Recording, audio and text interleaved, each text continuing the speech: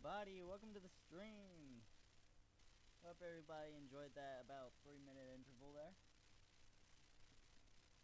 How's everybody doing? Hope everybody's having an awesome day.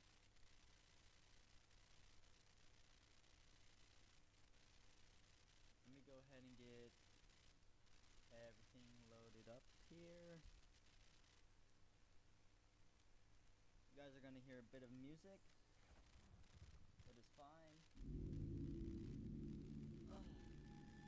By the way, everybody, y'all are gonna get a sneak peek to something brand new that I just got together. And something I just got in today. Hopefully you guys can hear me.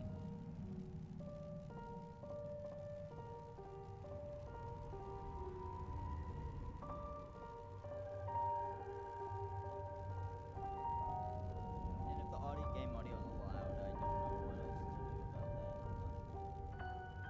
Can you guys hear me?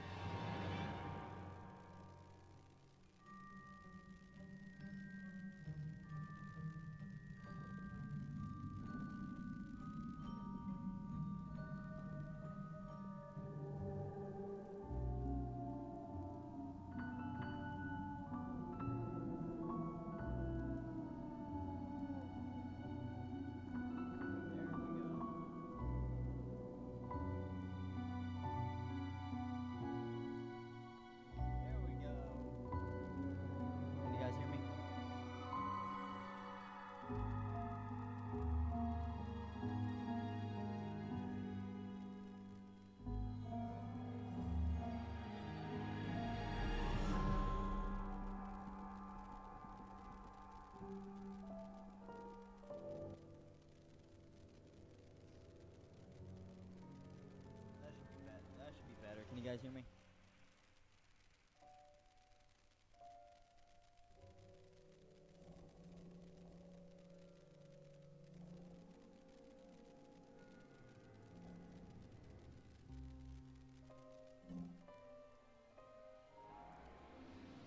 Are you guys ready to see me get scared of my wits?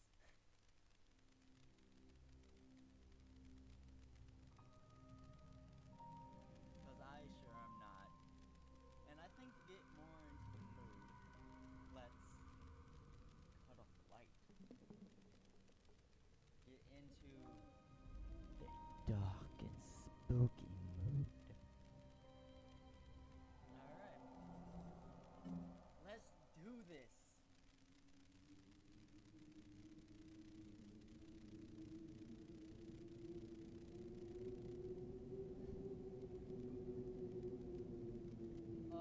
I'm so ready.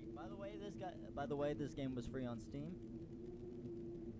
I could probably find something for it later on, but the wind clawed at my window all night long. It wandered the fields and howled like a hungry beast. An endless song weaved from all sorts of voices. Shrill, gentle, severe, twine in the air. They were shouting and laughing and arguing about something. Someone was running through the snow while casting long shadows that would occasionally creep close to my bed. Our house had a mind of its own, the creaky old mind of a building that had seen a lot in its days and was seemingly trying to share its wisdom with the inhabitants. The lonely house faced the forest, and the dark green thicket gazed back with its hollow eyes, rustling, whizzing, swaying back and forth. One could come out and stand at the edge of the forest to reassure themselves there was nobody behind the crooked trees. Fuzzy silhouettes, swaying in the wind, couldn't possibly do no harm. It's just a play of light, shadow, just a play. I knew it was just my imagination. I was was already 12 after all. Still. Is that a fox? That's cool.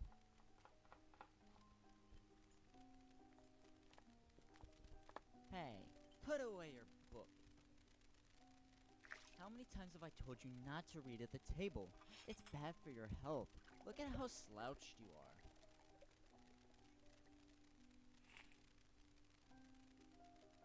I just clicked it. I had no idea I was gonna do that. I didn't protest and put the book about Conan the Barbarian aside. I was stuck on a line I couldn't understand after reading it 3 times anyway.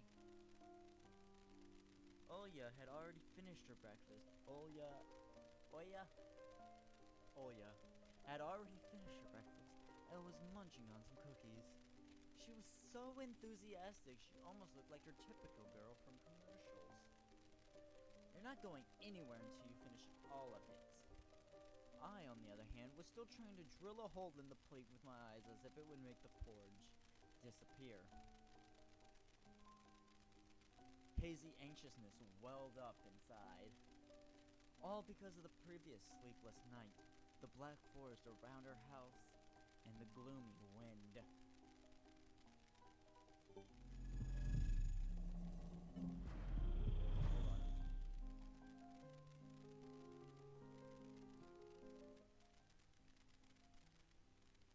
There we go. That should be better. The longer I waited, the colder the lumpy white substance became. By the way, hope you guys enjoy the new camera layout. It's kind of foggy, but it was a pretty cheap camera, but it works though. That's all I care about, is that it works. It looked like a jellyfish from the Cousteau Odyssey. I love that show. I wonder how horrifying the bottom of the ocean is.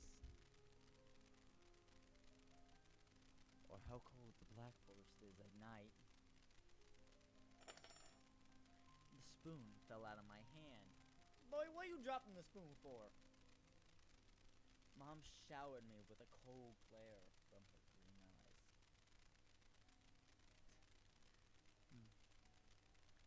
What did I just say? I'll get it. I had 10 seconds to catch my breath before battling the nasty porridge. Once again, I felt around for the spoon. What is this, carved on the other side of the table?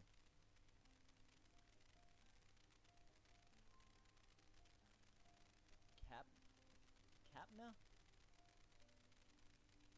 That is not an R.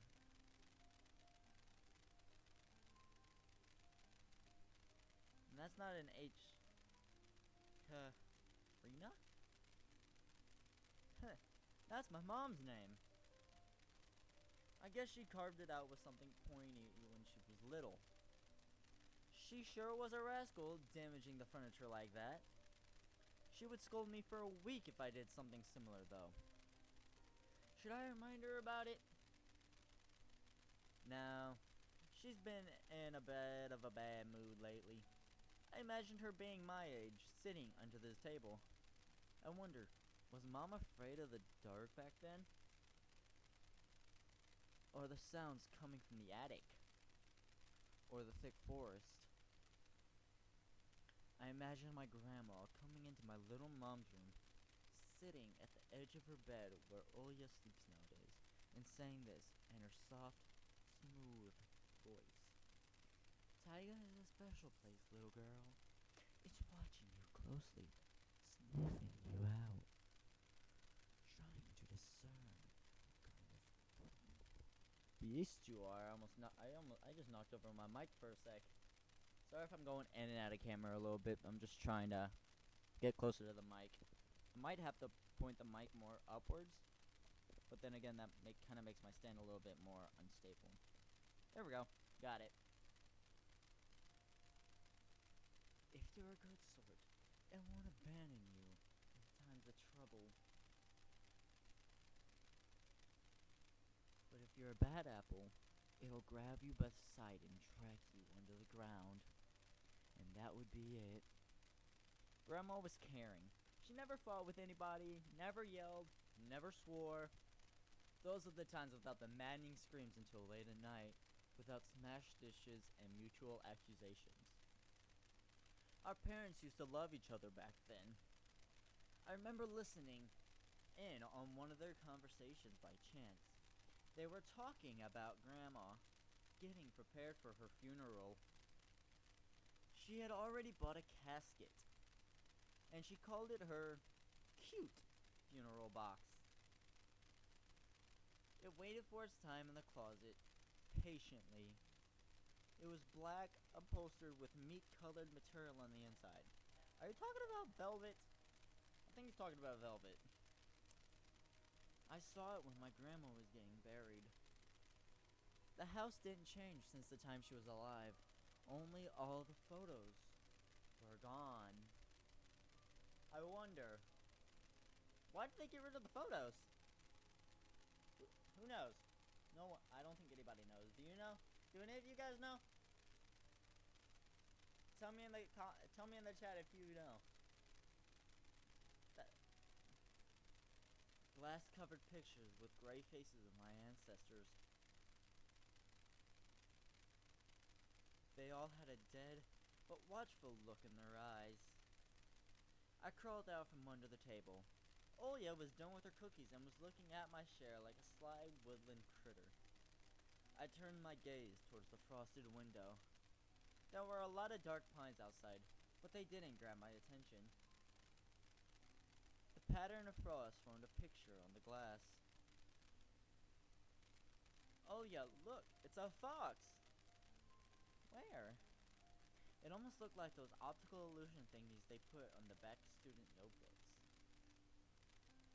A mixture of lines at first glance, but if you blur your vision a little bit and look under a certain angle, not outside, on the window. Look, there's a nose and here's... Hey, eat up! Yes, just a moment. I don't see anything. Hurry up, there's not much left. Ah, there it is, but it still doesn't look like one. And I'm telling you, it does. Nuh-uh. It does.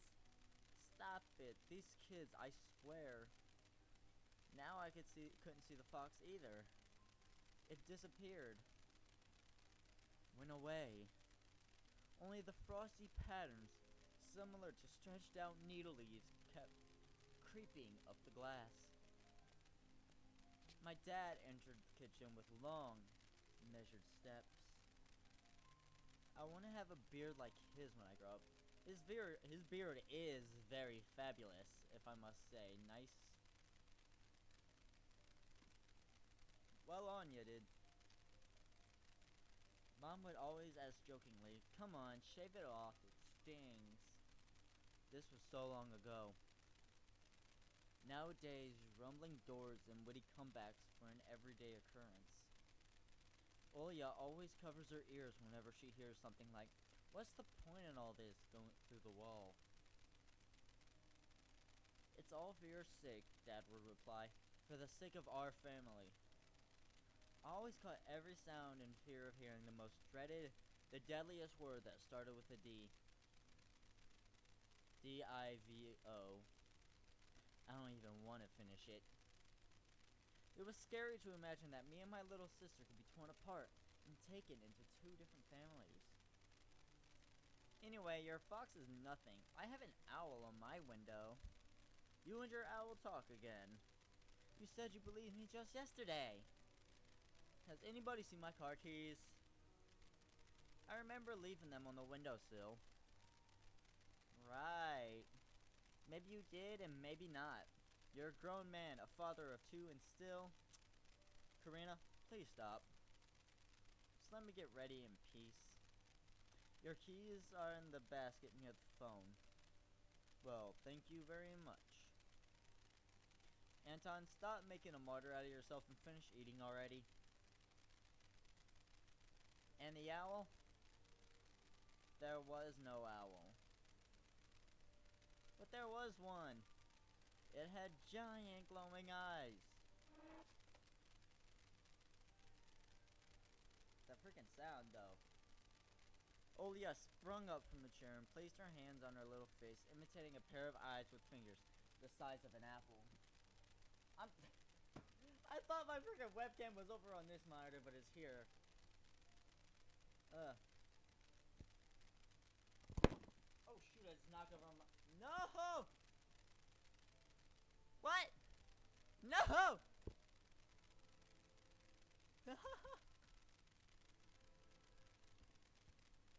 Last year, you had Bye-Bye in your closet, and now that it's Owl? But I saw it!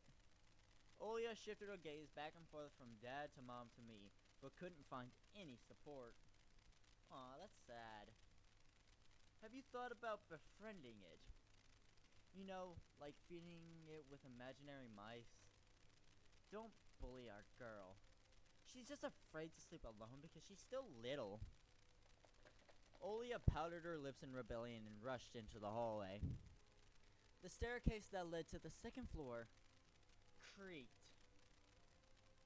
I'm kind of scared, man. I'm actually kind of scared, bro.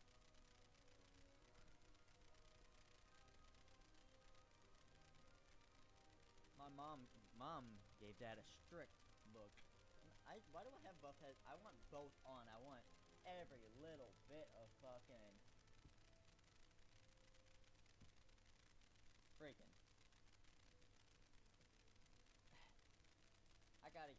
I have a bad habit of that. I gotta stop that.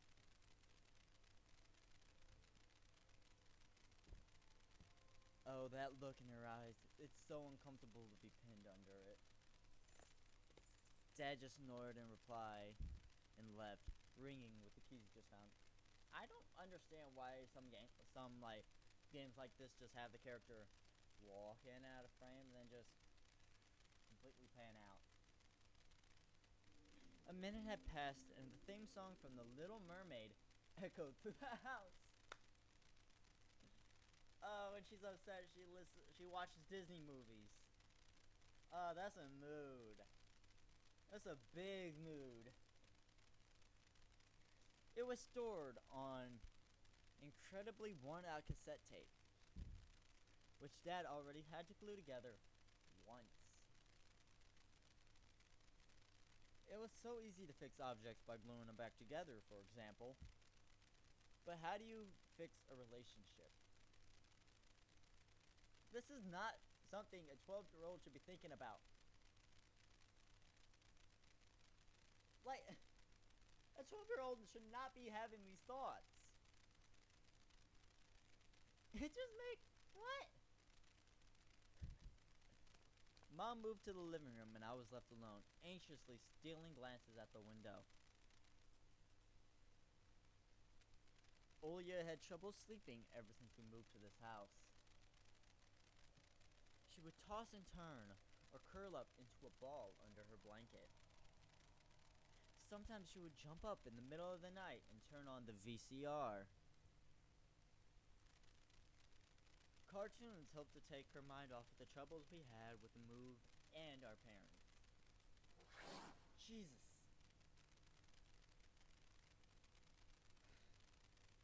And then Olia said she saw that giant flying monster outside her window. She became obsessed with it. Our parents did everything in their power. They tried every little trick to get rid of those ridiculous fears. Olia refused to sleep alone and didn't believe that the owl was just one of her nightmares. After tonight, I was unsure what to make of my sister's words, what to think of myself. Can nightmares be infectious? Just last night, I couldn't get a wink of sleep and ended up thinking of what to expect in my new school. I hate that.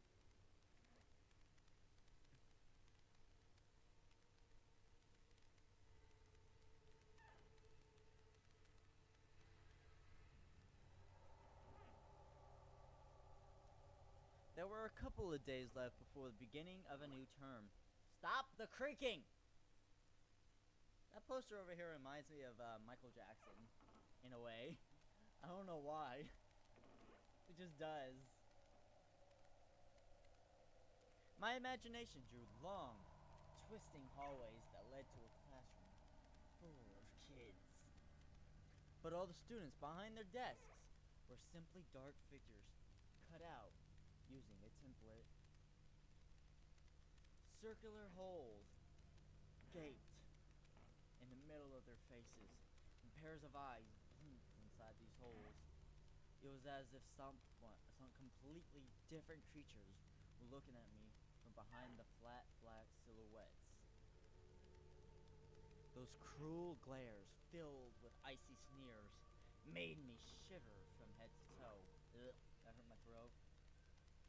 Will I survive here? Won't they gang up on me and beat me down, stomp on me with their bloodied shoes? The dang school can burn for all I care. I just wish for anything to happen to it. Doesn't really matter what. I didn't want to go there that badly. I didn't want to see people who are just itching to smack me on the head, trip me up, think of a new offensive name for me. Worse than the previous one. What was the previous one? I want to know. I felt like the glasses I wore made me an outsider or some sort of monster. Hey, I feel you there, bro. I hate wearing my glasses. Not because I think they make me look ugly or anything like that. I just, they're uncomfortable to me. My gaze slid across the drawings hanging on the walls. I couldn't consider myself a great artist, but Olya begged me to hang them. Drawing was the only thing that made me happy as of late. The small circle of friends had also enjoyed my paintings, and they promised to call me from time to time. I just heard a door close. I just heard a freaking door close. Sometimes I imagine my mom picking up the phone and saying in a cold voice, "You got the wrong number." Or, "Anton is not around." Anton is not around. I imagine my future classmates lying in their beds, just like me, listening to the howls of invisible werewolves outside their windows. Maybe my new classmates will like me after all. But who would ever like a boy with thick glasses? I mean, my dad used to wear glasses when he was little, and now he's married to the most beautiful woman on the planet, my mom. Oh, that's cute. The house creaked, pressed by the wind. The condo we used to live in, a 9th-floor concrete building, buzzed with the neighbor's drill, mumbled with the TV set from behind the wall, cried like a baby from the big family next door. Our current house, though I can't really call it new, was completely different. It was silent and easygoing during the day. Its shadows lay dormant in the corners, on the closet, cobwebs, and under the stairs. But they all woke up during the night. Something was watching me from every corner, almost as if the old photos of my diseased family, with their ashen eyes, were hanging on the walls in place of my drawings. The floor was squeaking. Rusty drains were moaning. The attic was occupied by noisy drafts. One could think the house was performing some sort of demonic melody. Who knows? Maybe there was some kind of, like, demonic rituals going on in the house. You never know. And then I realized I was, in fact, hearing music. It was already playing for a good while.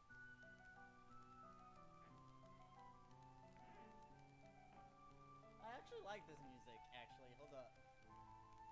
Somewhere at the edge of my perception, I could hear a flute. Then why are we hearing piano? If he's hearing flutes, how are we hearing pianos? It was mixed in with the sound of the wind, of the creaking old house, and my thoughts too. I hate the footsteps. I hate the footsteps. I'm saying that right now. I hate the footsteps. I stood up and rushed to the window. I wanted to reassure myself that this new music was nothing more than a product of my imagination. It's not like someone is playing it there amidst the cold, snowy night, right? window. Do I have to open the window? Please tell me I don't have to open the window. I really do not wanna.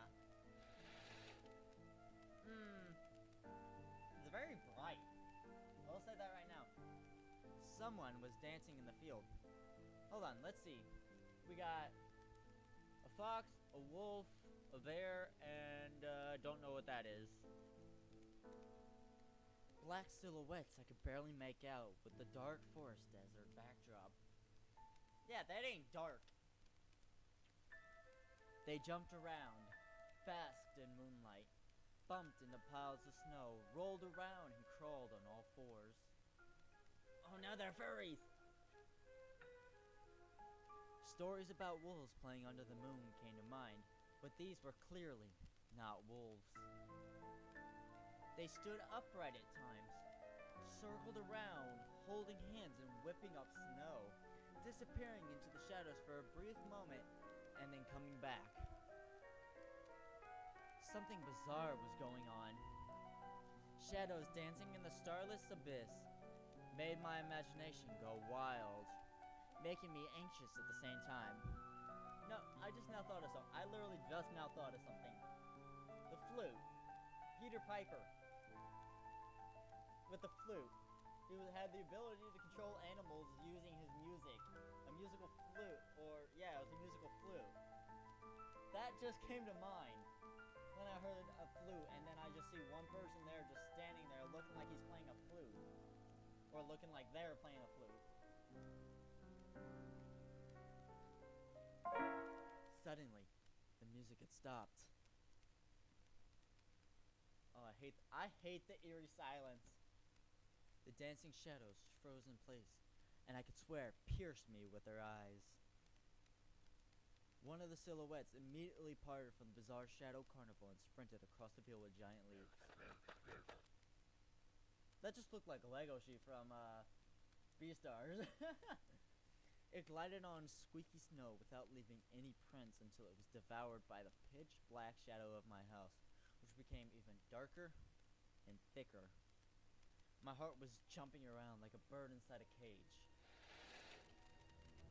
I shut the curtains with a swift motion and stepped back toward the bed. They saw me. A freezing torrent of fear washed over me.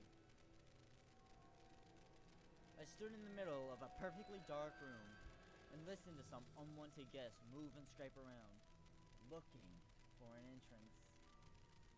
The sound moved to the right, then circled around the house. Now my guest should be at the front door. I jumped into the bed and covered myself with the blanket as if it could protect me.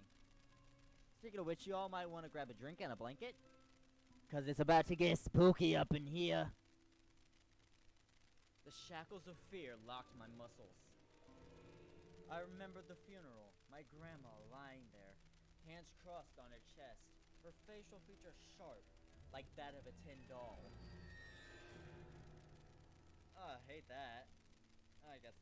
Hold up. Something in my eye. Ah!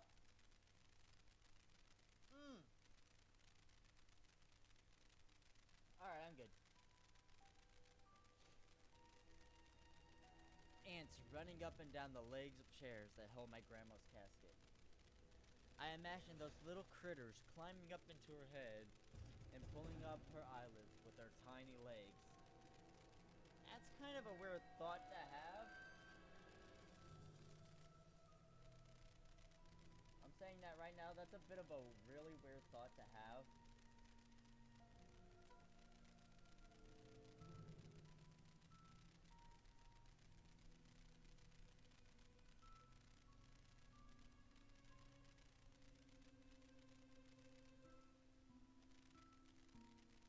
Then her wrinkly eyeballs would once again move inside their sockets, and she'd be able to see her grandchildren. I was chanting the spell she taught me throughout the whole procedure, and now, lying under the blanket, listening to squeaks and howls, I was repeating the same words. On the island of Bayan, underneath the blemished sun, in the sea of color blue, stands a cabin made of wood. There lay hard and ashen hair for the spawn from Devil's Lair, to feast and always leave alone God's faithful servant named Atone. Evil leave this house must.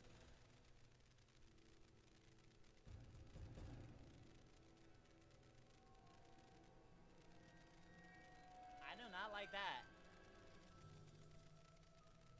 Okay, orchestra, you do not need to get louder. I'm saying that right now. You do not need to get louder. Ashes to ashes, dust to dust. Bizarre sounds had disappeared. I cautiously peeked out from under the blanket and saw curtains waving around like a hangman. And then the night doused me with a new portion of boiling terror.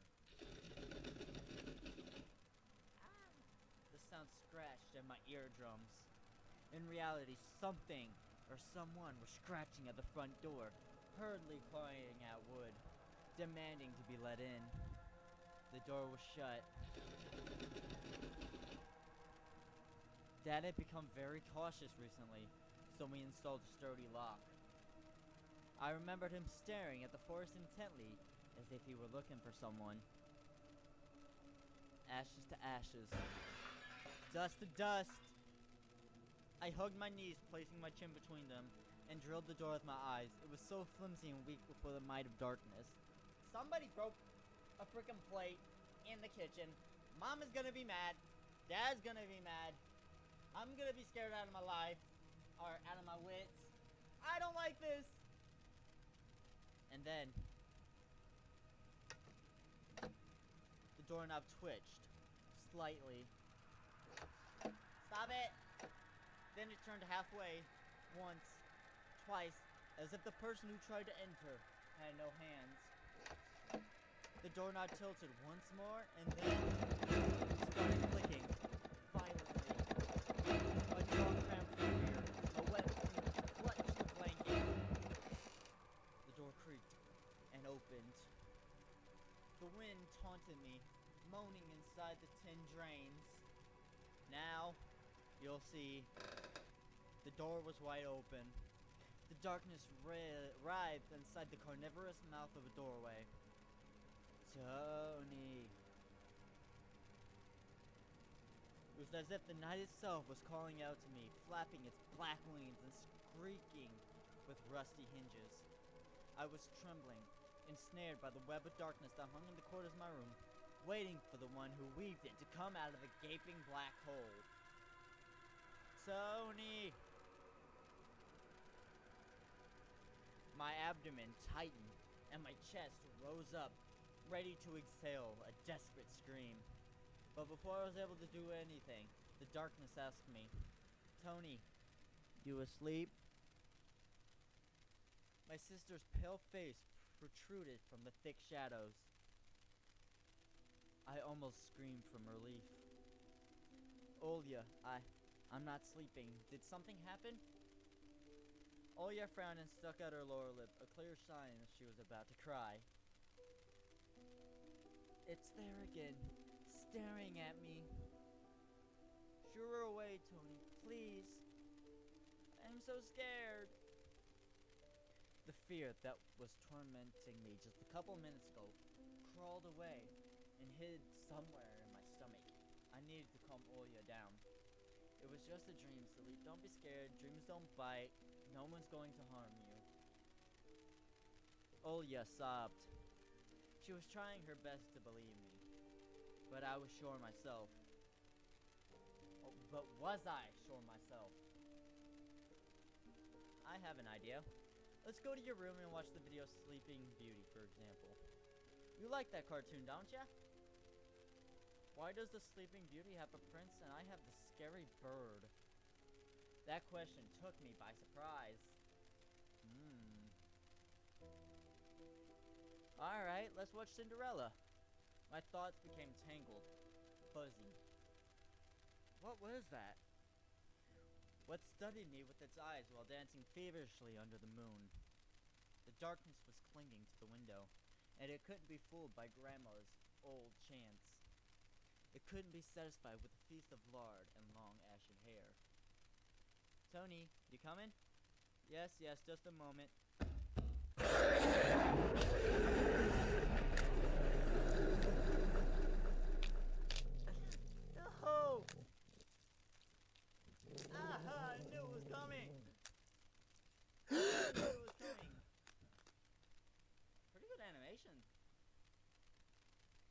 I didn't want to laugh at Olya and her owl in the morning. What could that be? I mean, they live in the middle of nowhere. Who would be not or ringing their doorbell? Which I don't get. An old house like that, I don't think would have a doorbell.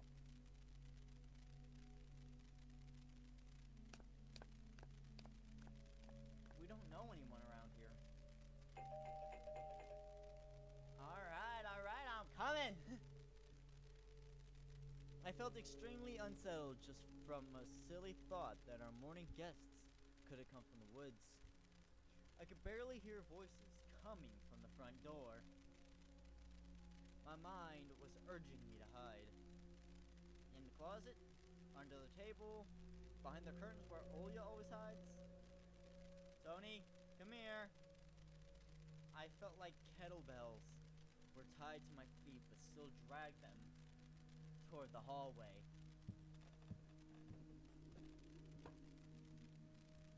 A couple of policemen towered over me in the doorway. They smelled like frost and worry. My mom always winced and grumbled the moment she saw patrol cars, worse than bandits. At that moment, though, she looked somewhat confused. Hello? The senior officer, who wore a grim expression, nodded. A boy had gone missing yesterday. His name's Vova. Look at this, please. Have you seen him?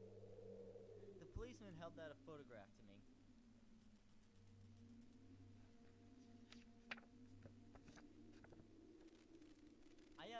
What? Hold up. I'm not skipping anything right now, but hold up a moment. That cat was in one of freaking, Anton's drawings in his room. That cat was in one of his drawings. There was a ginger boy around the age of elementary school, pictured with a wall carpet as the backdrop. He had a striped cat in his hands and wore a wide smile. No, I haven't. Are you sure? Look closely. Where would I see him? I don't know anyone around here. I barely leave the house. Well, maybe you've seen him from the window. That's right, your windows look straight at the forest, don't they? The window. No, I haven't seen anything. You see, he sounded tired, but his eyes, his stare, long and heavy, was full of suspicion. Bro, you better not be suspecting no 12-year-old, man. You better not. I squirmed, unwittingly under the weight of guilt, which his giant shadow cast over me. The policeman finally tore his eyes from me and glanced over the hallway, the stairway, and the cracks in the ceiling, which I hadn't noticed before for some reason. How do you like your new place, by the way? Getting used to it? Bit by bit. It's just our little daughter misses the city a lot. Misses the city, huh? Have the locals been treating you well? Yes, everything is alright, thank you. The policeman pierced me one more time with his gray eyes. My head started spinning. This dude getting dizzy. This dude getting real dizzy. Can I help you somehow? I asked that in a shaky voice to look like a polite boy and to end this unpleasant conversation sooner. Now that I think about it, you just look like one of my nephews, little fella. He's a witty boy around your age, wears the same type of goggles. Always engrossed in reading those mystery novels. Told me he wants to enroll in police school when his family visited this summer. Wanted to help other people, just like me, see? I felt uncomfortable, as if a distant relative, and not a police officer, stood before me. You know what? Little boys like you should stay at home, steer away from trouble. The times have changed so much. Mom interjected in a cold voice. You don't say. Ah, well then. What grade are you in, Tony boy? 6th? Have you made any friends here so far? Not yet. I'll be going to school for the first time after the break. Ah then, I'll leave my number just in case. Call me if you have any new info. The policemen were gone along in their shadows, the smell of cheap cologne, and the photo of a smiling boy. His face still stood before my eyes. I wondered what it was like for him, being all alone there. For some reason, I thought of the forest swaying in the wind. What did his parents feel? And what would my parents do if I'd gone missing? Would they cry and thrash around hysterically? Or would they accuse each other like they always do and forget about me eventually? Mom, this Vova, did he go missing in our forest? Seems like it, poor child. I looked out the window, at the road. The police UAZ drove off toward the village. The officer's nephew came to mind when I was splitting off old paint from the windowsill. I remembered all the teenage mystery novels from the Black Kitty series I've read this summer. Your average boys and girls investigated all sorts of mysteries there. They looked for clues, spied on suspicious people, and after a set of amazing adventures, BAM! Solved any complicated case. They became local celebrities and must have made their parents very proud. I think what's going on here is he's giving off freaking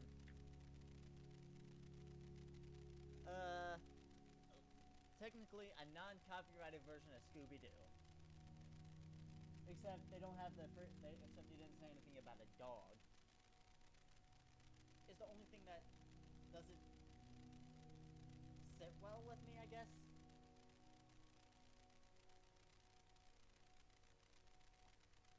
I noticed a trail of policemen's footprints that led to the forest. Where? I don't see none.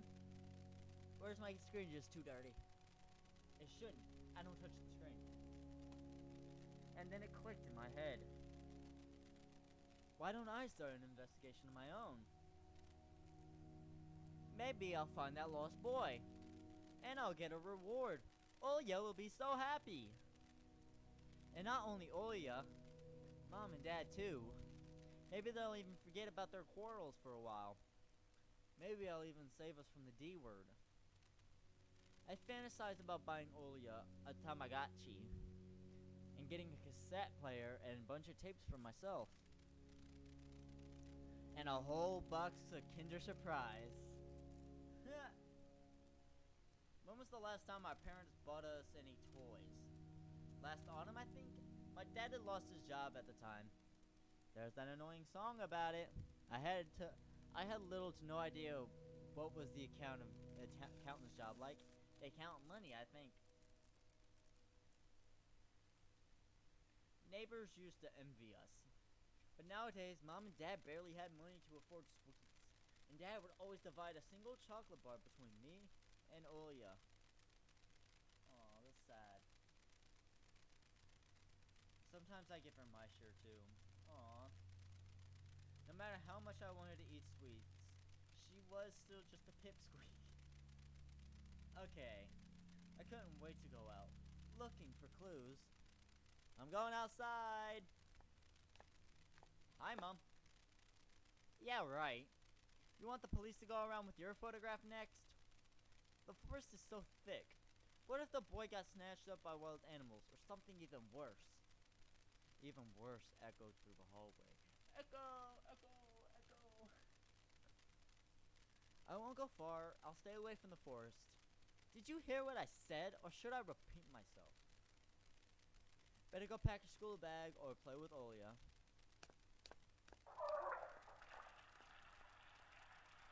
The sound of splashing water came from the kitchen. It meant that the argument was over and Mom had the last word. The dark, stuffy closet. Mom says it smells like mice, but how would she know their smell? She hates when I stick my nose in there. She's afraid I'll cut myself on the freshly sharpened axe. And Olya can't even be lured close to it. She thinks Baba is living there. I tried to help her fight her fears once. I opened the door and turned on a dim lamp so she would see there was nothing but cobwebs, Dad's tools, and scratched walls. She still didn't believe me. And I like to hide in the closet and listen to Olya count outside. 1, 2, 3, Better hide from me. And then drag her feet on the creaking floorboards, hoping that she wouldn't need to look for me in the cramped monster's den. Oh, that's kind of mean, actually. Hold up. Kind of unfair in a way. Hiding in the one place she will not go? That's kind of mean. And unfair at the same time. But then again, she'll go through the whole house looking for him in every nook and cranny. And then realize, is he in the freaking closet? And then wouldn't open it. That's just what I'm imagining right now.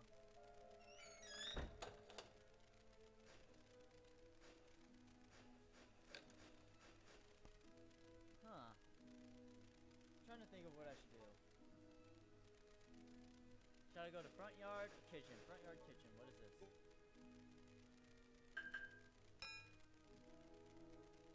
People come and go in this house. It was black as if it absorbed all human sin from the long years it was hanging under the ceiling. After Grandma died, Mom was going to take it off and hang a horseshoe in its place as a lucky charm. But she cut herself with the cross's sharp corner and almost fell off the stepladder. Dad called it a sign from above and ordered the cross to be left alone in its rightful place. Huh, anything else? My parents prohibit me from making long-distance calls, but from time to time, I really want to hear my old friends. Sometimes I would just pick up the phone, listen to low hum of the zoomer and the distant crackling, imagining the wind howling and the ice leading leading cords. Mom's peg top, a family relic. Oh, it's one of those spinners. I call them spinners. Don't know why. My mom played with it when she was little. Then she gifted it to me. Olia was next in the succession line. The toy belonged to her now. She stared at the dancing spindle as if it could show her something, a fairy tale or maybe even our future. Now, even my little sister was a bit too old for the old squeaky peg top. Whew, let's go outside. Anton, I'll whip you if you make a single step out that door.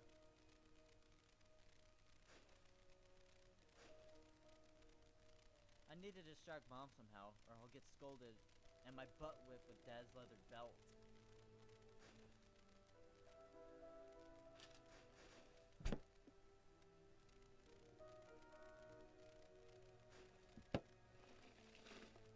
Grandma kept ice cream for me and Olia there, but now I could only see meat, bits for soup, and clumped together. Pelmeni? I grew to hate them already.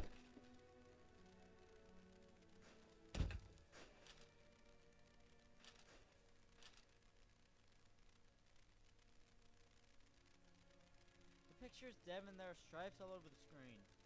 Mom's face became visibly distorted. Ah, you're killing me here. So you've had enough of shooting those stupid ducks now? Told you the kinescope will go dim because of your console. Where will we find a TV technician in this hole, huh? Maybe it's just the settings. Please, go see for yourself. Strange, it worked fine in the morning. Maybe the snowfall caused it. Mom rubbed her hands clean on her apron and went to Olia's room. Yes! Yeah! I opened the front gate and went into the field. Nice little house, though. It's cute.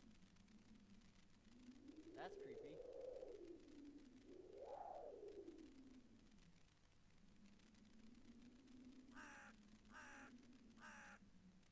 Maybe not.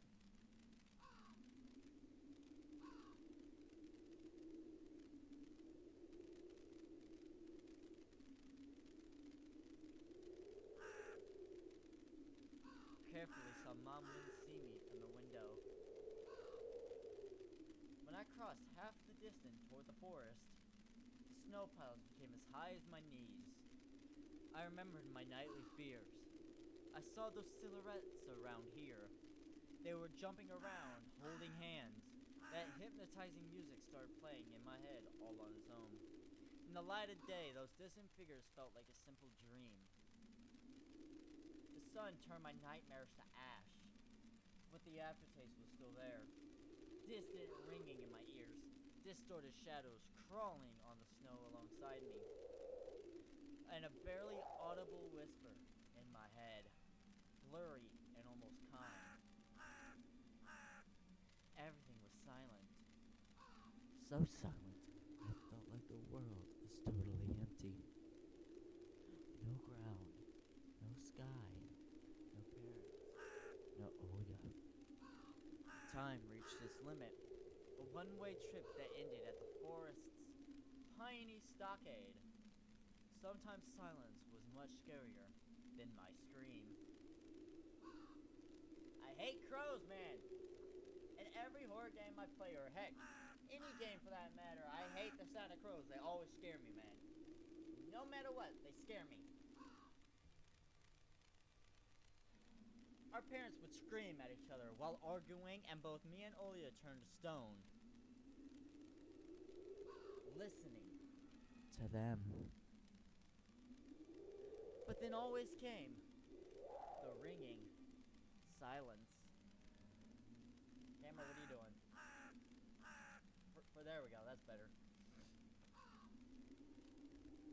Our apartment became numb a couple of days before we departed.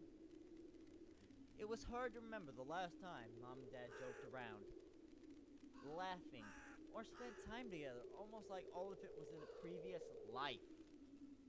When they kissed with Olya present, she always frowned and snorted in a funny way. But one day it all changed.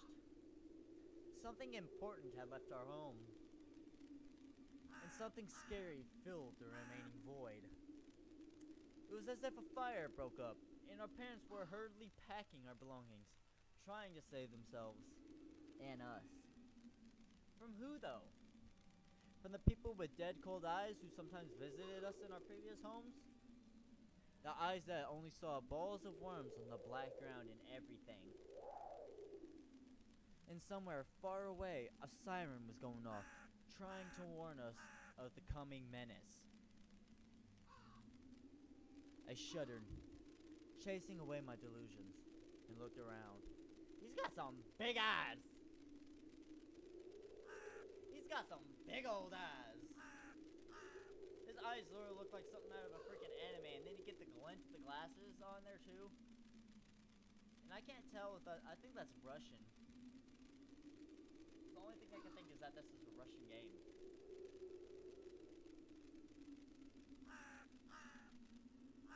There were only me, this white field, and the wind that was whipping up icy dust and belts of powdered snow. I squinted from the sun and turned my eyes to the sunless forest. It looked especially dark in contrast with the blinding whiteness. Knobby tree roots slithered under the snow like fat snakes.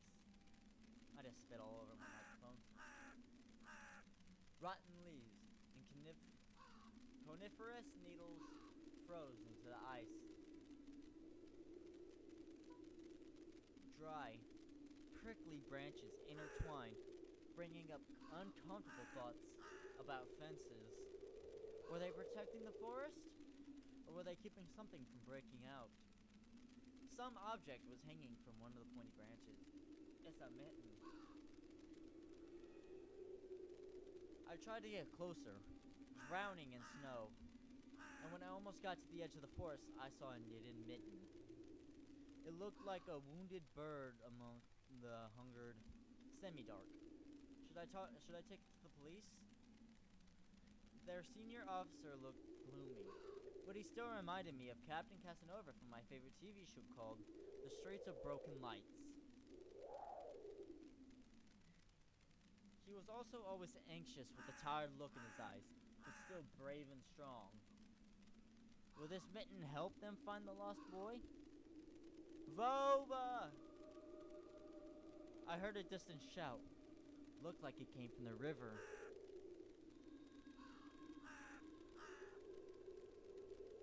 Vova! As if the trees were calling out to someone. Vova. sounded closer to me. Someone was standing there, behind the trees, hiding. Oh, I just got chills down my spine. I knew someone was looking for the lost boy, but still, something was unsettling about that figure. Its stillness, how it was bent unnaturally toward the ground. Its blackness. There's no one there. Just branches and roots. It's all just my imagination. A nearby bird flapped its wings loudly. Oh! I saw that. A shadow split from the tree and disappeared from my sight. I looked away for just a moment, but when I turned my gaze back to the same place, it was gone.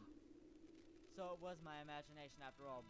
Bro, that don't look like it was your imagination. I'm saying that right now. That does not look like it was your imagination. Silence reigned for a painfully long time.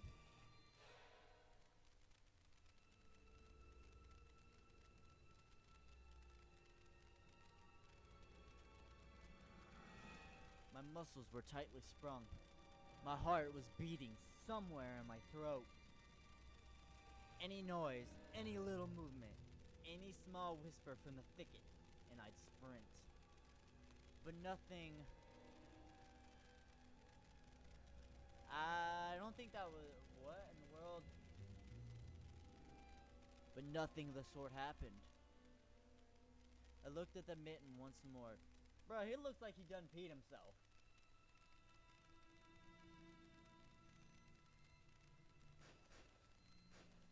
I'm taking the mitten. I decided to take the lonely mitten from the branch.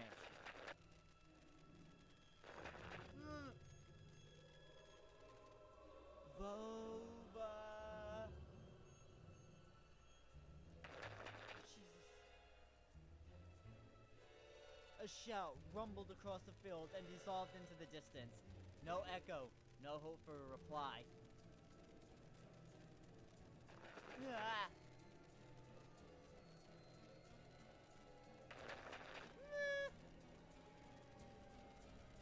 I stepped toward the bristly trees and tried to claim my find. It didn't budge. I pulled harder. The branch cracked and the mitten tore off, landing in my hand with a squishy sound. All too heavy, wet. I squeezed it without thinking, and something dark spilled from it, forming a tiny string between the mitten and the snow. The steam rose from the snow pile.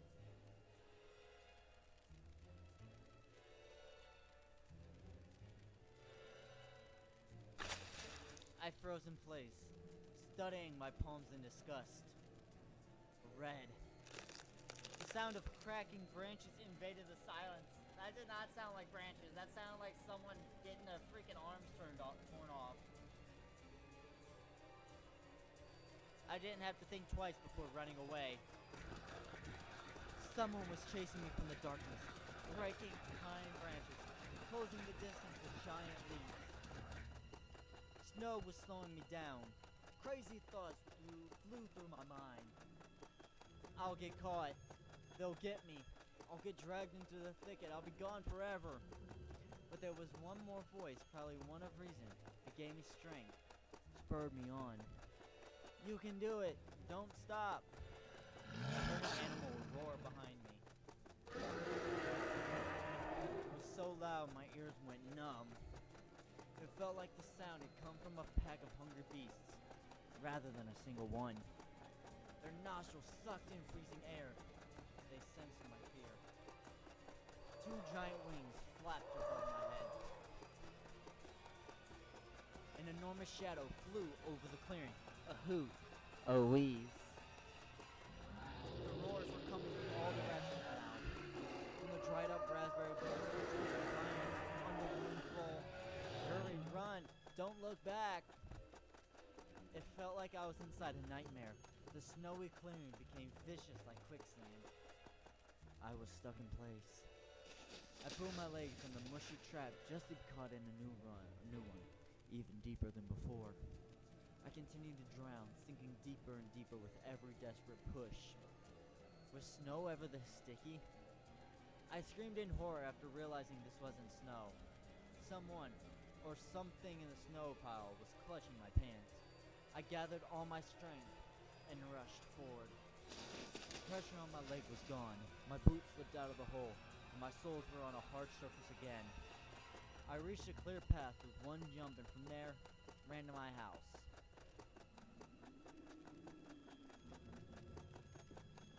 Uh-oh. Be back, guys.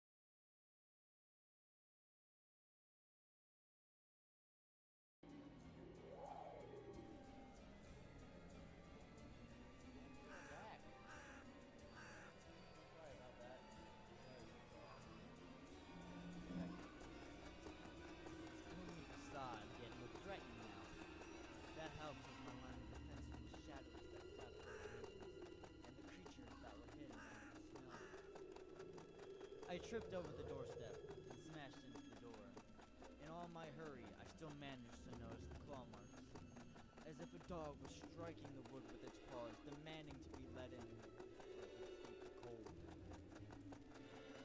I hadn't noticed these marks when I was leaving. The heartbeat in my ears was much louder than my surroundings. I couldn't hear whether someone was following me or not.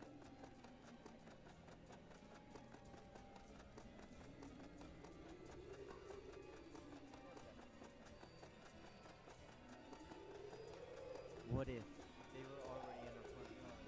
Mom had locked the door. Drowning in fear, I pulled on the doorknob and it obediently gave way. Back to safety. I rolled into the hallway and shut the door behind me. Porch planks creaked as my pursuers ascended the stairs. My finger slipped off the lock and I couldn't click it into place.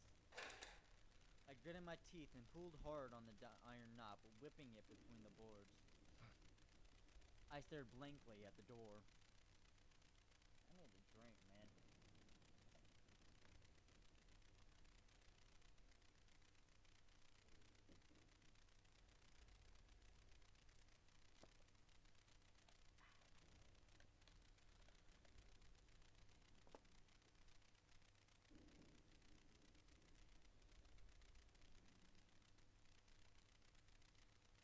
Someone was standing on the other side of the pitiful, flimsy barrier that was probably less useful than blankets.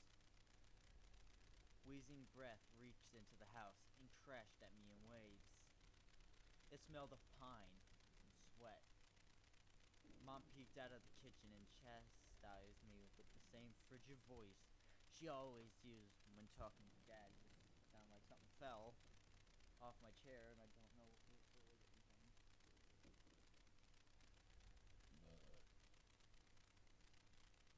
What exactly didn't you understand when I told you to never slam the door?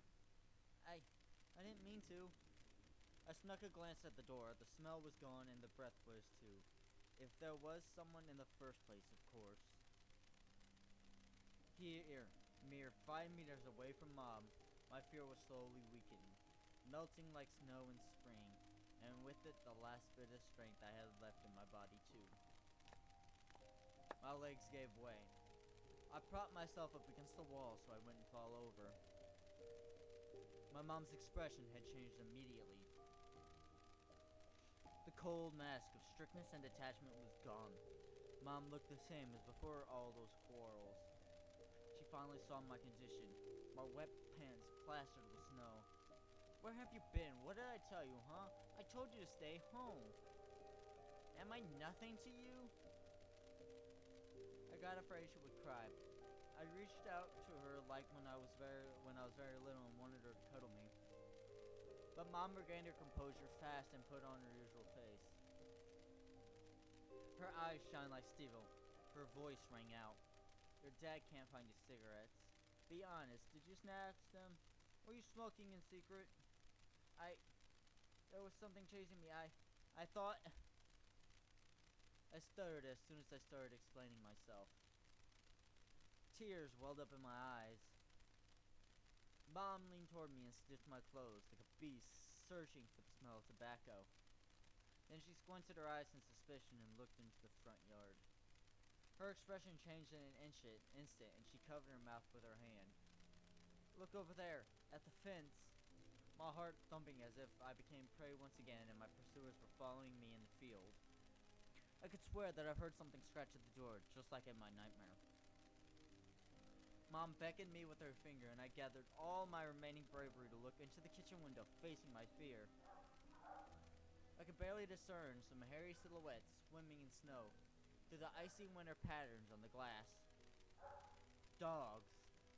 Just a small pack of strays with no name and an owner, barely reminding of the hungry monsters that live on the edge of the forest. Oh boy, were you scared of them? I think they'd rather be scared of you, Anton. That's a big smile. It's good to see that she's smiling. They were chasing me, like a bunny. And what if they're rabid? The smile had slowly disappeared from Mom's face. Now she looked at the dogs as if it was her first time seeing them. What if they attack Olya? Mom? I wish your dad could just shoot them all. Mom, look, they're alive.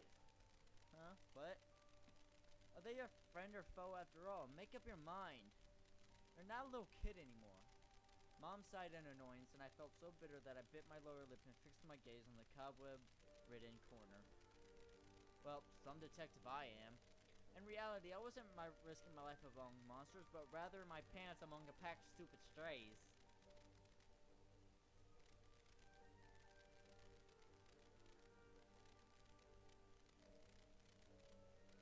And what for? What use do I have for this mitten? Of course! Dark and sticky mitten that belonged to the lost boy made a squishy sound in my hand. Seems like I was clutching it the whole time. That's my trump card as a detective. I hurried to present this clue to my mom. Mom, look, this is Volva's mitten. That boy the police were asking about this in the morning. It's drenched in blood. I found it hanging on a tree. I can show where. Let's call the police right away, like the officer told us to. Mom, look! Ew. The shadow of doubt slowly crept onto my mom's contorted face, as if she was trying to remember something distant, like someone tries to remember their dream, but the images slip away. Stop at this moment. Olya will go insane if she hears you. She already has trouble sleeping and whines all the time. And you joke around like this? At that moment, I realized the mitten was actually wet from snow. There was no blood whatsoever. I wanted to sink through the floor from embarrassment. Come here, my boy, who cried Wolf. Oh, don't just stand there. Come take your pills. A golden-colored pill, reminiscent of a dead wasp, fell onto my palm. I already took one during breakfast. Don't talk over me. I told you to stay home, and you... Dad would have given you a good whipping for that. Come on, take it or you won't be able to sleep at night, and you have school tomorrow. So I had to swallow the bitter medication, drinking it down with the similarly awful water that gave off a taste of chlorine. Ugh. Maybe it wasn't Volva's mitten. Maybe it wasn't a mitten at all. Just like the forest monsters. And Olya's owl. Am I going mad? What's happening to me? Either the pill had an immediate effect, or my overexerted brain didn't let fear inside anymore. Serenity washed over me, bringing yawny indifference along with it. That's quick. That's a very quick acting sleeping pill. Whoa, whoa.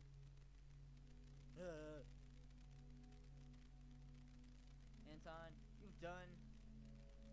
See, you can do it when you try. Ugh. Take off your coat. Are you asleep? No, Mom. I was just thinking. What about, I wondered? It's just something silly. Mom scrutinized me with suspicious eyes. As if she wasn't sure she was looking at her own son, and not some doppelganger that came from the forest. Is everything alright? You had the exact same expression when the policeman asked you about the window. I'm alright, Mom. She heaved a deep sigh. Fine. It seemed like the house had changed. The sofa's fabric had become discolored. Fingerprints appeared on the bathroom tiles. The light bulbs also felt different, dimmer, and yellower. Even the saliva inside my mouth had a different taste. A melody from Aladdin could be heard from the upper floor. Olya was done rewatching her favorite Little Mermaid episodes and switched to the other tapes. I slowly changed into my home clothes, stopped before the sink, and studied my reflection in the mirror like I was trying to solve one of those spot the difference puzzles. Then I went upstairs. Душе его добавить. Мне очень нравится ход твоих паршивеньких злобных мыслей. Jafar's and Lago's voice died down. It sounded like them, but it sounded like It sounded Russian. Walked past Olya's bedroom and slipped into my own.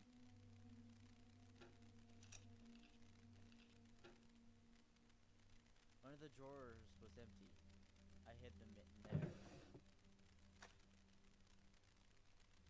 Hey, I got an achievement.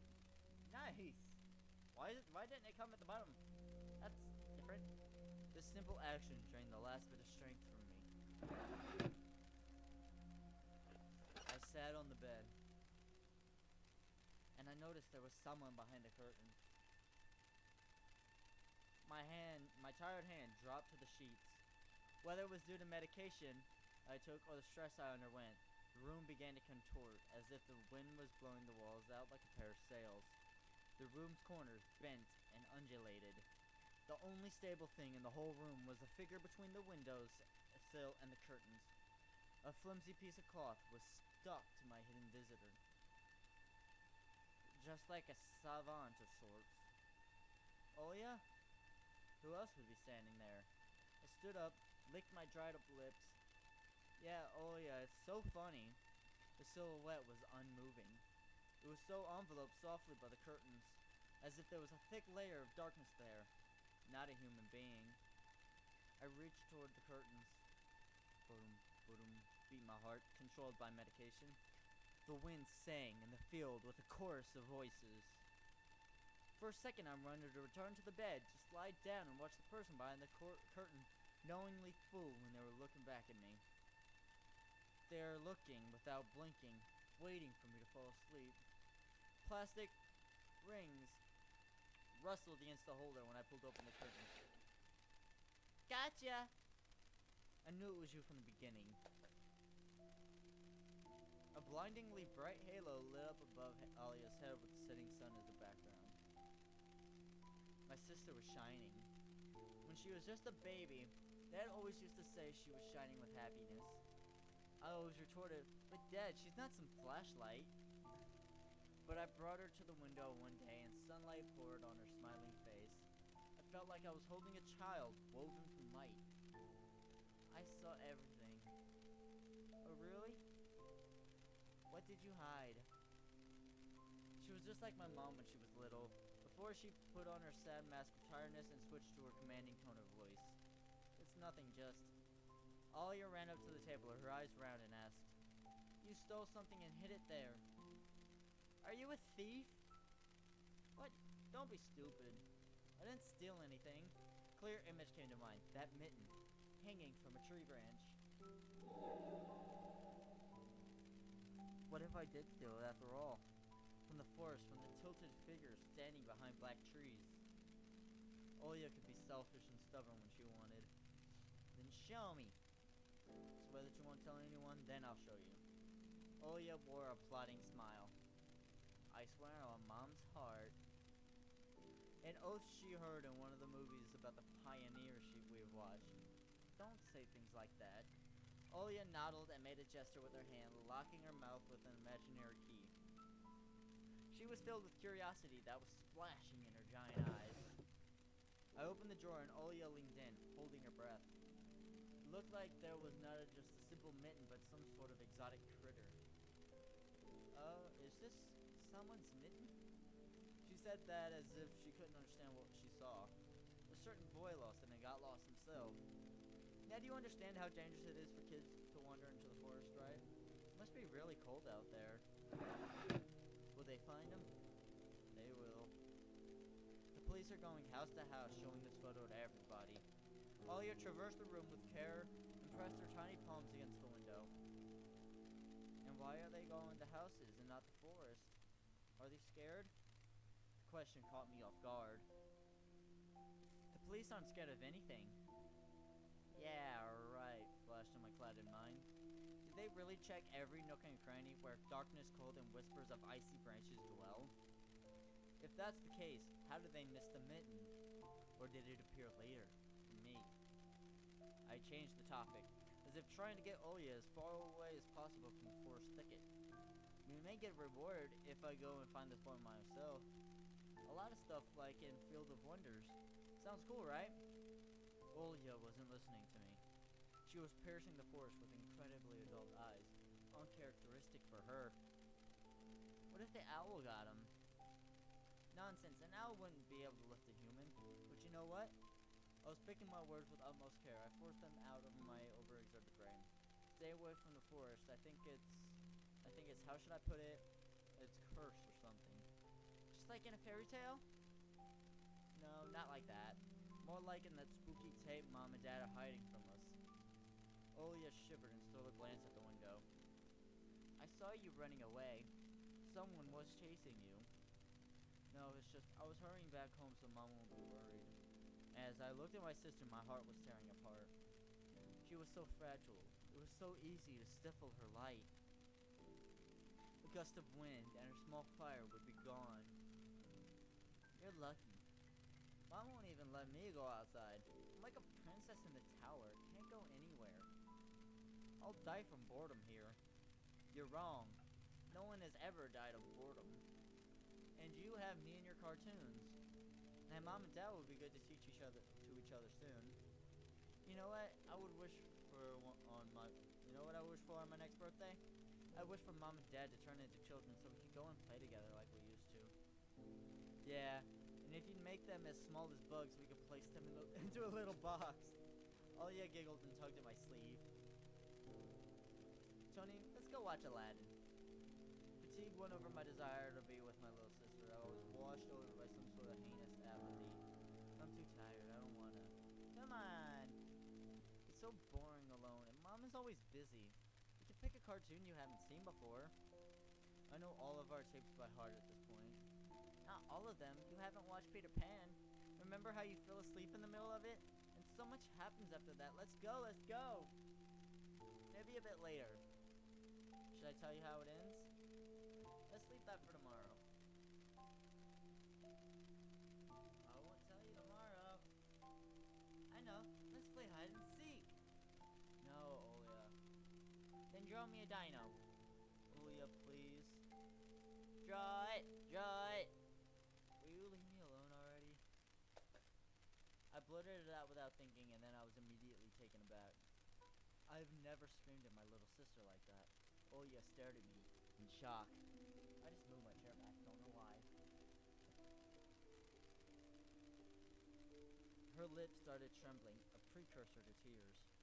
My chest was seething with disgust and embarrassment. What's happening to me? I hurried to prevent Olia from crying. Alright, you win. Let's go watch cartoons for a bit. I don't wanna. I came up to her, put my hand on her soft head. Let's go. Let's go watch Peter Pan. Boo! You'll fall asleep again. I smiled and lifted her chin. Her eyes were wet and felt bottomless.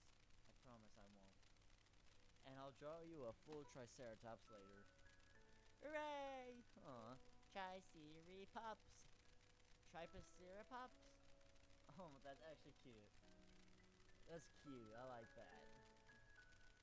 Well, close enough. Olia rubbed her eyes with the sleeve of her pajamas. Those aren't pajamas, that's a hoodie. That is a hoodie! And a shining smile returned to her face. I'll go ask Mom for condensed milk and bread, and you rewind the tape. The bread is fresh, just how you like it. Alright, just be careful not to spill the milk, or you'll be yelled at again. Wanna bet I won't spill it? The tape is somewhere in the nightstand. Look for it. Olia disappeared into the doorway, and I dragged my feet into the neighboring room.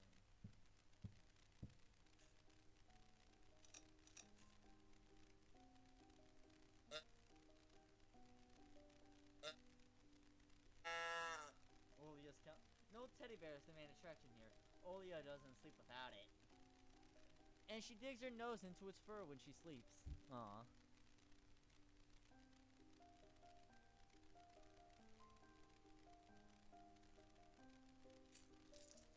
A piggy bank. Olia is saving money for a real pup because Dad said that taking care of him will take a lot of money.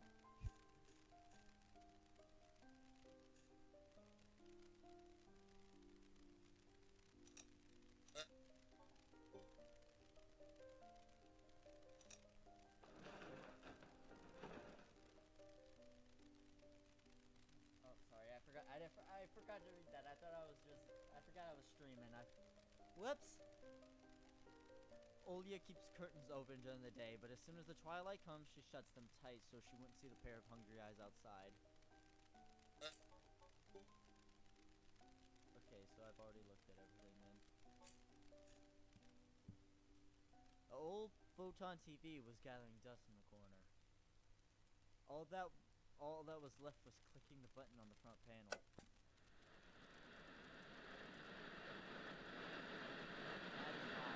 That is very loud. The two warm looked up, a familiar white noise started dancing on the black screen. I almost reached out to turn on the VCR when the noise calmed down and the blurry image appeared.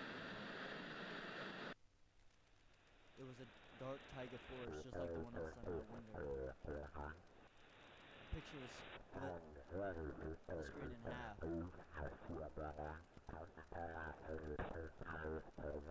Something creepily resembling human speech was coming out of the speaker. Just a few minutes later, the scenery was again overshadowed by noise. Did we catch some rogue signal? Local TV station only really showed Soviet cartoons, and even that was pretty rare. So they are Russian!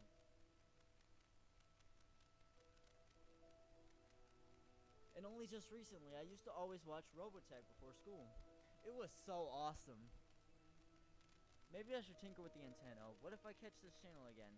On the other hand, oh yeah, it asked me to find the tape. It wouldn't be nice to disappoint her. But in my sleepy state, I didn't have the strength to do all of it.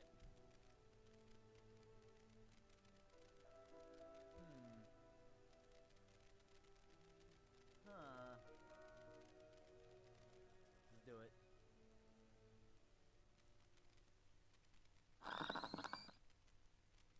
The picture finally cleared up. But the moment I rejoiced at finding the weird signal again, the TV started coughing, a voice barely coming through the cacophony. He was often seen at the moment when small snowy hills were lined up on the screen, pierced with rickety crosses, and a male voice was narrating with a slow, mournful voice. It was a pitch-black night at the cemetery. In that fateful dark time, little Senya met her fate at the face of a monstrous thicket dweller. The locals call him none other than the Forest Master. I froze and did my best not to move, as if by doing that I could scare away the narrator. I listened closely to his every word. The beast dealt with the helpless girl in a masterful manner. The camera panned across the snow, something black spilled over it, looking for ragged pieces of cloth that were thrown all over the place. I didn't want to think whether Senya's remains were wrapped in there, so I shut my eyes without thinking. There was a hand. There was a hand. The voice continued. Wolves are rare guests in these parts. Here's what tomorrow the old woman that lives in a nearby crypt had to say. Close-up shot of the face of an old homeless woman, weary from life and alcohol abuse, rattled on the screen. Yes, yes, such a fearsome beastie it is, worse than the rising dead. The old woman splattered saliva all over the rectangular mic. Oh, I saw that. And the stink, it's like... The rest of her comparison was swallowed up by the sound of a horn. I never felt anything like that. It was just standing there, yes, right where you stand, boyo, and pierced me with its eyes right in the middle of the day. It was so huge, that one, with glassy eyes. Obscenities were covered by another beep.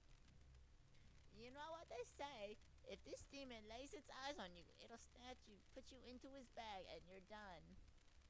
But it won't touch me. It likes me, it seems. So they even call me the Devil's Wench. And it's... That is definitely true. The carnivorous monster will not touch those who fell to the level of forest beasts, going for the innocent child's blood instead. The Forest Master's presence is felt more and more on the outskirts of our country. Torn between believing in what was said and shrugging it away, I decided to record the remaining part of the documentary for some reason. I quickly grabbed the tape that was on top of the TV and put it into the VCR without even looking at the cover. I pressed record, turned the sound up, and paid attention to the slipping signal. It's not called the Forest Master for nothing.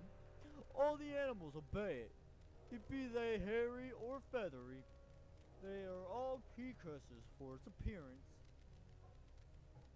If you hear howls in the distance, then it most likely knows where you live.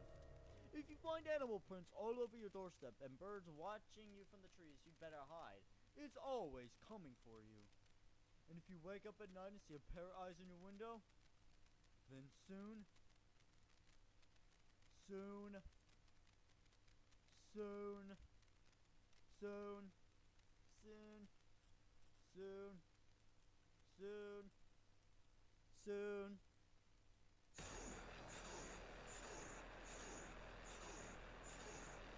Oh, hi. The TV suddenly went mad and looped the last word over and over, piercing my ears. Haha. Yeah, I am now. I hate it. I hate it. I hate it. I hate it. I hate it. The tape ended and was rewinding to the beginning. The sound of rustling tape reminded me of leaves in the wind and the low howl of the beast. I woke up from my stupor and pressed the button. The VCR ejected the tape. For a moment, I thought it was stained with saliva, but that was just the light from the chandelier making the black plastic glossy.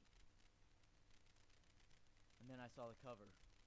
Oops, I recorded it over Peter Pan. That's what I get for hurrying. It was bad enough that I ruined Olia's cartoon, but I also put this creepy stuff over it. I can't let her see this. We'll drown in tears. I snuck a glance at the door. I could hear the clatter of glass and the squeaky floorboards. Olia appeared in the doorway. You haven't started without me, have you? My sister brought the tray with unevenly cut bread and a whole can of condensed milk. No. I was looking for the tape. Do you really want to watch Peter Pan? I do! Turn it on already. Mom will come watch her Brazilian drama soon. Come on, think, fake detective. You know, I didn't like Peter Pan. Maybe we should watch Little Mermaid instead. I've already seen it so many times. And you promised me. She's so stubborn. I know, let's watch a couple of Teenage Mutant Ninja Turtles first. Deal? Olia frowned but ultimately gave up. She put down the tray and crossed her hands on her chest. If you want it so much, can you open the milk can? I'm afraid I'll cut myself with sharp edges. As soon as I stood up, colorful dots popped up before my eyes, and my sore legs were pierced by thousands of needles. Only when I reached the sofa I realized the can was already open. Olia had tricked me, played me for a fool. My stomach became heavy. I wanted to rush toward the TV, but my little sister was faster. She picked up the remote and proclaimed in a victorious tone, "Gotcha, gotcha, gotcha! As the remote's master, I command you to watch Peter Pan." I couldn't even open my mouth, and the VCR had already eaten the accursed tape. She'll play it, and then black crosses of unnamed graves, empty trips, bloody scrapes on the snow, and the insane devil's wench. I'd better tell the truth. Oh yeah, stop. I erased the end of your tape by accident. I'll trade it with you for 2 of mine. What do you mean? You couldn't erase it. Me and Dad had broken off all those plastic pins with a screwdriver. You can't record anything over my cartoons now. My little sister pressed the triangle play button on the remote. I squeezed on the inside, awaiting the out-of-this-world voice of the narrator. Нет, это нечестно. Он крутится как But I saw the duel between летучий Peter Pan and дьявол. Captain Hook instead. I sighed in relief. My head heavy as a leaden ball now rested in my hands. Olia smiled in joy. She put the tape on rewind and started spreading milk over her bread. What? And when the cartoon started, she forgot about everything in the world. As if she really got transported to the Neverland, like she always wished. To be honest, I also imagined myself there in a land where no one ever ages, where no one argues over little things, where no one listens to fights and the sound of broken plates at night. But now, Peter Pan's land was especially far away from me. My thoughts dragged on, stumbled upon the honored beast that awaited me among the trees, and the narrator's mournful voice haunted me, sliding over bushes and ravines, like a winged carnivore would track its prey. I felt like I was dreaming with my eyes still open. Then my sister's scream pulled me back to reality. "Tony, shut the curtains fast!" "Why?" "No one's watching you." "It's dark, and when it's dark, the owl comes." I'm scared." I got out of bed, fighting my drowsiness, and closed the curtains. I did my best not to look outside toward the tree tops, toward the taiga forest, which seemingly drew closer and closer. Of course, it was just a visual effect from shadows of branches scraping the snow. Tony, Mom thinks I made the owl up, and Dad too thinks I'm a liar or something small. But the owl exists. Honestly, it does. You do believe me, right? That it comes every night and I swiftly grabbed Olia's hand and looked her in the eyes. I was trying to transfer at least some of my courage into determination, but did I really have those qualities? Yes, I believe you, alright? Just don't nag our parents about it anymore. They're already dealing with a lot, so they'll just get mad at you. Come and tell me if anything happens, and don't look out the window. But it wants me to look. Doesn't matter. Act like it doesn't exist and never existed, like it's made up. Just like Mom and Dad say. It'll get tired of waiting and fly away. It's kind of mean, actually. It was madness, but after everything that's happened recently, I was more and more inclined to believe Alya's owl existed.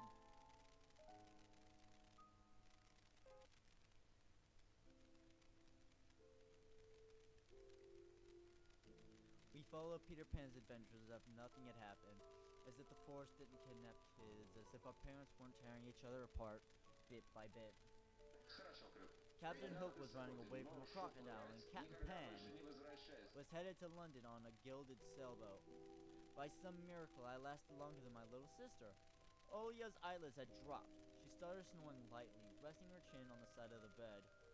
The chorus was singing the ending song. The world of Disney was lit up by a silvery moon. Ah! Another moon peeked under the first one. Scary and wan hanging over the taiga forest. The horrific report got recorded right over the credits. My throat went dry. My pulse became faster. I looked toward Olia. She smacked her lips in her sleep. I squeezed the remote with all my might, ready to press stop any moment. I rewound the recording, checked if it was intact, and then carefully took out the tape. The protective pin was still in place. I stood up and left Olia's room. Whether it was by providence or by curse, I hid the tape alongside the mitten at the exact moment Mom peeked into my room. Enough playing around. It's your first day at school tomorrow. Go to bed. You should sleep properly. You don't want to be teased for being sleepy, right? Damn. Adults think everything is so simple. As if sound sleep would ensure my classmates would like me. I covered myself with a blanket up to my neck and listened to the house humming. There's something invisible rustling in the corners. My inner voice had a question for me. Do I want to hear that mysterious flute again? Yes or no? Maybe it's just a part of growing up and I can't fully understand my own desires. The forest wailed behind the barrier that was my walls. Some ethereal entity wandered the fields. Branches shook as if calling for me. The wind howled on in the night. My thoughts were like annoying flies that entered my head before becoming weak and tangled. I didn't notice how I fell into slumber.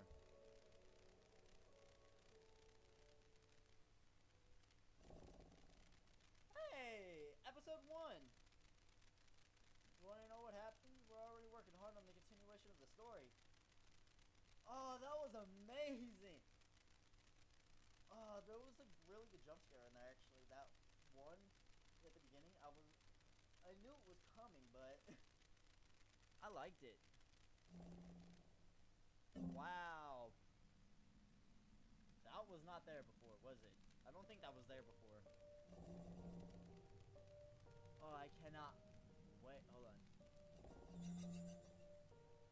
Yeah, now I see, look. Now I see.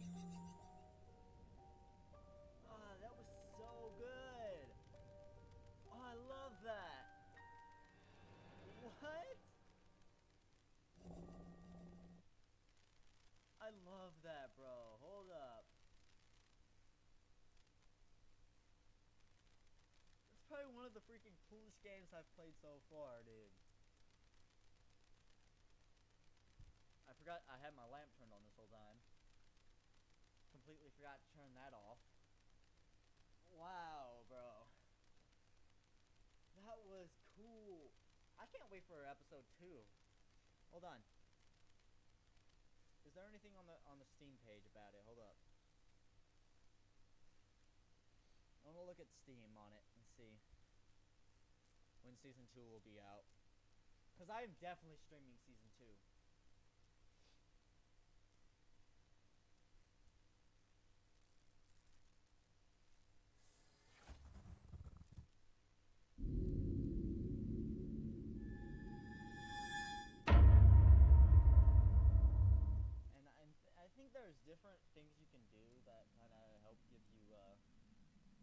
different endings, I'd say, each season. Oh my goodness, hold on. Community hub.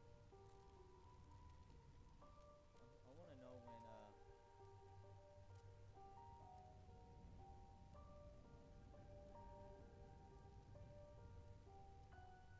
want to figure this out. I want to figure out when it's coming. I'm gonna close that out.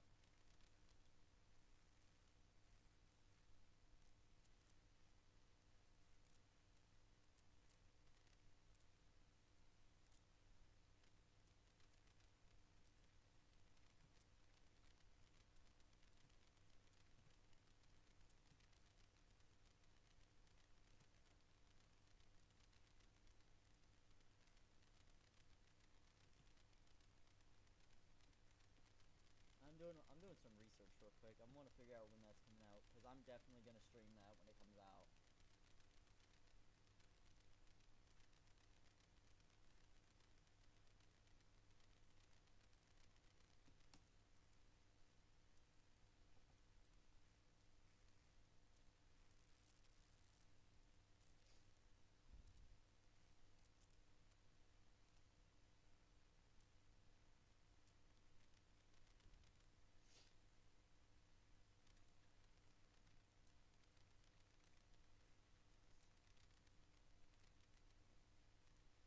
Five episodes. The first of them is already out for you to enjoy. Anything on when it's coming back?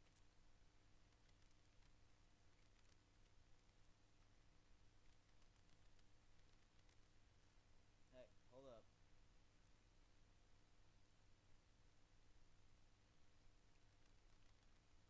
If you guys want to check out this game for yourself, let me put the link in the description real quick. Cause I recommend this game to people. Like recommend the game to your friends. Like I loved it. It was so cool. And it's gonna be 5 seasons, bro. 5 episodes. That's insane, man. I wasn't expecting it. I was not expecting it.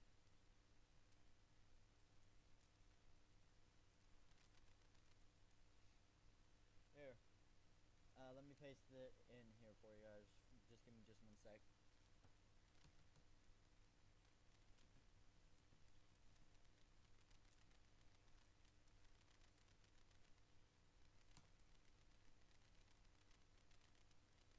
Boom. That's fixed. But it doesn't say when episode 2 will be out. Oh, I can buy the whole soundtrack too. That's cool. Release date was March 19th.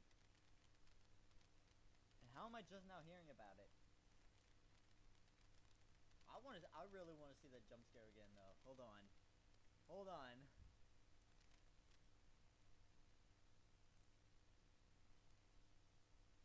Hold on. I want to see that jump scare. I want to see the jump scare I did. Hold on. Ow.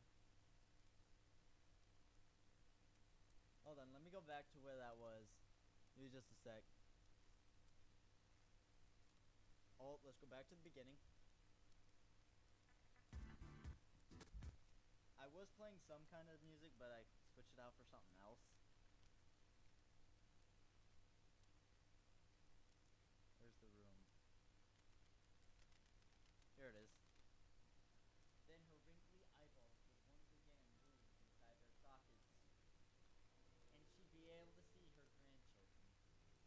I was chanting the spells she taught me throughout the whole procedure, and now, lying under the blanket, listening, Squeaks and Howls of repeating the same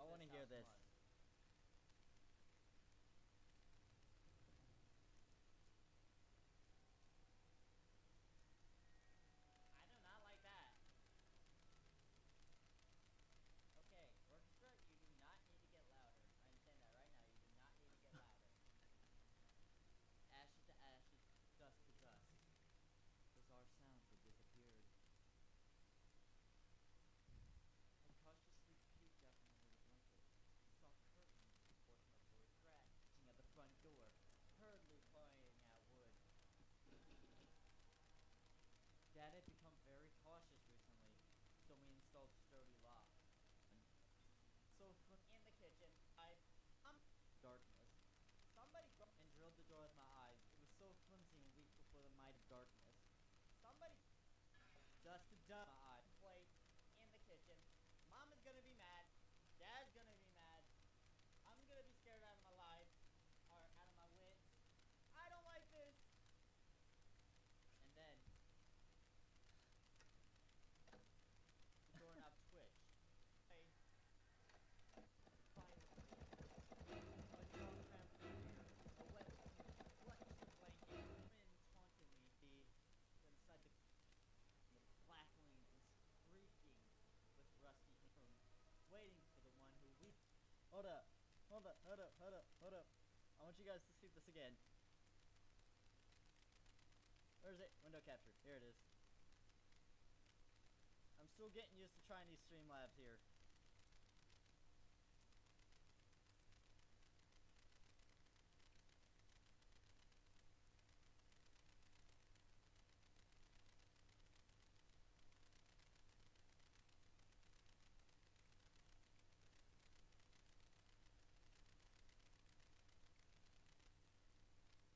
Here it is. I got it.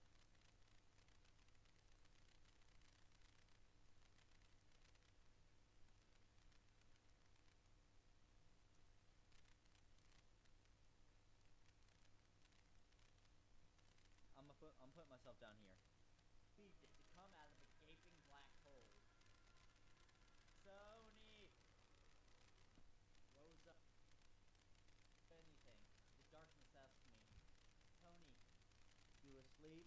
I really hope it doesn't scare me again. My sister Pilfix screamed from relief. What's the quality at right now? Well, it's at 720. Why does it look so bad? Olvia, it looks so good on here. Did something happen? Try.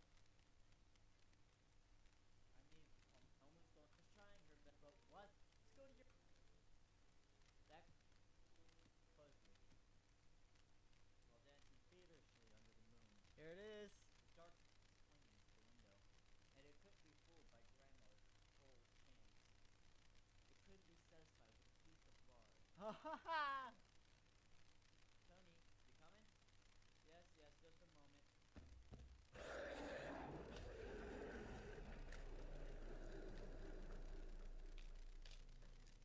Yo! Aha, I knew it was coming! Look at that animation. Oh my goodness. Oh my goodness.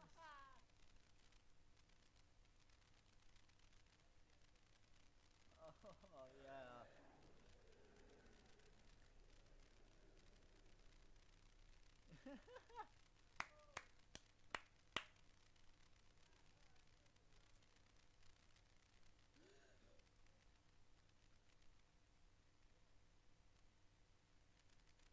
Yes.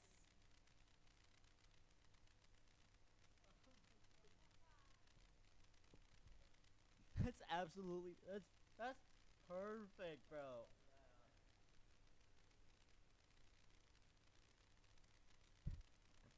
Yo, that's perfect.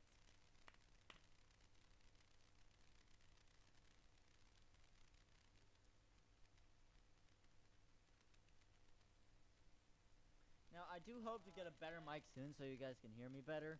Because I am noticing while watching this that my audio's a little, yeah. That's absolutely, that's perfect, bro. Yo, that's perfect. Now, I do hope to get a better mic soon so you guys can hear me better. Because I am noticing while watching this that my audio's a little, yeah.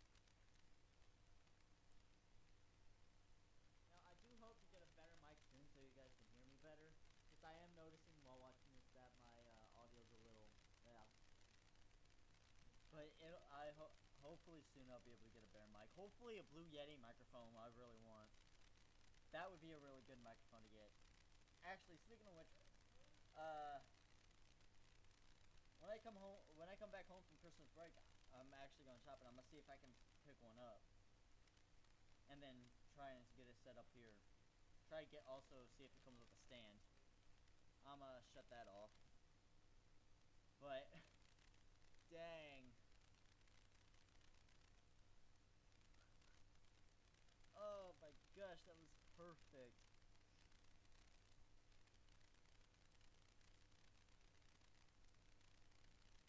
Oh my gosh, I love that game. I loved it. I loved the game. I'm saying that right now. I loved it. Sorry if I'm hurting your guys' ears. I'm just getting rid of some stuff on that's not needed on Streamlabs.